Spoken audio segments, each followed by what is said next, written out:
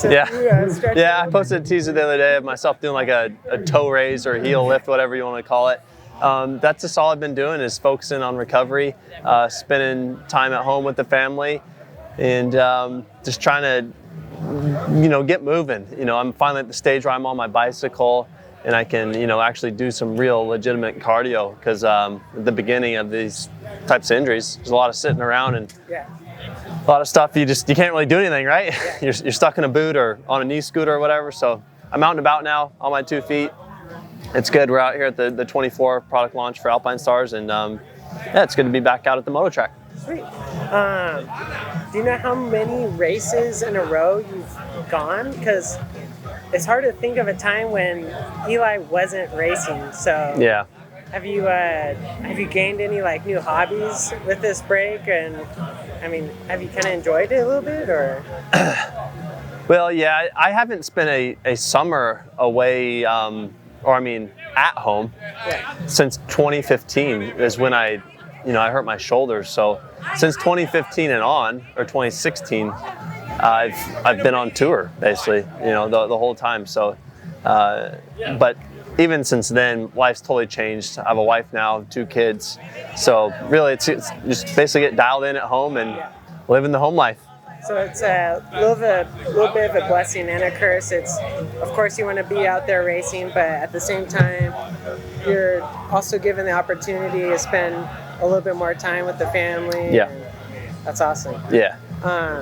So you mentioned at the start of the season, you kind of weren't really following along, but now you are a little bit. Is there any surprises you've seen in the season so far, or?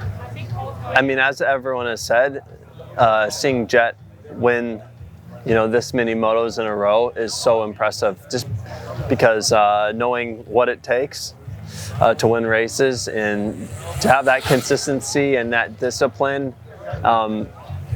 especially year one, is next level. So I've been fascinated in that and watching that. And like you said at the beginning, I wasn't really watching because I was like kind of in the mad stage, depression stage. But I've watched the last couple of races, and that's all I can say, man, is Jett is so impressive in the 450s, and the 250s has the usual chaos. Nice. Any favorite colorways you've seen so far of the Alpinestars gear? Or? My favorite color of this 24 stuff was the blue Super Tech. Okay. I mean, I'm not saying that just because I'm on the blue bike, but honestly, blue is my favorite color. Like, so that stuff's really cool. The blue Super Tech, and then had a darker blue camo on earlier too. Yeah. So yeah. That's cool. Yeah. Yeah. Do you do any? How much testing do you do for the gear? Is it kind of like just a couple days kind of thing, or is it span of time? What is testing the gear like? Well, what happens is you have to get your gear dialed in before the season starts. So you have like a certain time frame, right? Yeah. Those couple weeks of downtime and off season where we would test, pants, jersey, whatever it may be, boots, to get dialed in. So you can make modifications as the season goes on, but for the most part, you get dialed in the off season. Nice.